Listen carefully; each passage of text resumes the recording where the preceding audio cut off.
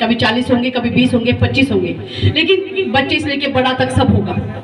ये चालीसा हमारा सिर्फ चालीसा सत्संग करने के लिए नहीं होगा, क्योंकि बहुत सत्संग चलते हैं, बहुत जातिगत बिरादरी धार्मिक संगठन भी चलते हैं। हमारा चालीसा का केंद्र जो बनेगा वो हमारी जो मुख्य योजना है, एक मुट्ठी अनाज। कोई भी गरीब भूखा न रहे, कोई भी आसपास हमारा व्यक्ति भूख से न मरे, क्योंकि कोविड काल में हमने देखा कि पड़ोस में पूरा का पूरा परिवार जिंदा भूख से मर गया, लेकिन किसी पड़ोसी को पता तक नहीं चला। ऐसे उदाहरण हमारे सामने भी हुए। तो ऐसे ही कोई गरीब होगा तो उसके लिए हम अन्न इकट्ठा करेंगे। हमारे इसी मोहल्ले में जो चालीसा केंद्र चलेगा उसमें हम स्वास्थ्य लाभ भी देंगे। हमारे हेल्थ चेकअप की टीम है, अपने हम बीपी शुगर की जांच करेंगे।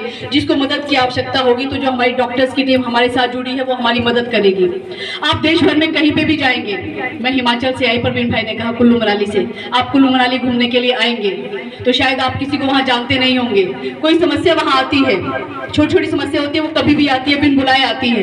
कभी कोई मदद की आवश्यकता होगी, चाहे वो हिमाचल होगा, चाहे वो आपका बेंगलोर होगा, चाहे केरल होगा, कश्मीर होगा, कहीं भी आप जाएंगे हिंदू हेल्पलाइन की आप उसमें मदद मांगेंगे तो वहाँ का कार्यकर्ता आपके लिए खड़ा होगा। अगर हमारे भी देश भर का कार्यकर्ता राजस्थान आता है तो राजस्थान के कार्यकर्ता भी उनके लिए खड़े रहते हैं। ऐसी व्यवस्था हमारी हिंदू हेल्पलाइन है। लेकिन सबसे मुख्य बात है हमारी दो लोग, हम लोग क्योंकि राजस्थान जितने वीर हैं तो लेकिन हमें भी ध्यान है कि हम हमेशा लड़ते रहे। हम लोगों को कमजोर करने के लिए दो शक्तियां हमारे बीच में काम कर रही हैं, मुसलमान और ईसाइयत, दोनों की बात करूंगी।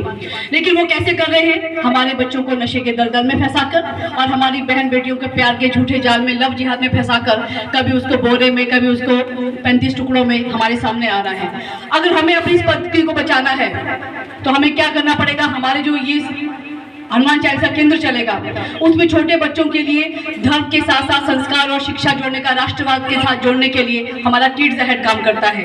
हमारी मातृशक्ति यहाँ बैठी है। हम बच्चों में, आप सोचिए आपका 4 साल का बेटा या बेटी यहाँ खड़ा होकर आपको भगवान की कहानी सुनाएगा, वो उनका फोटो बना के देगा, पेंटिंग कॉम्पिटिशन में पार्टिसिपेट करेगा, वो धर्म की बात आपको जानेगा, वो मंत्र श्लोक बोलेगा जो हम घर में नहीं सीख पाएंगे, वो हमारा हनुमान चालीसा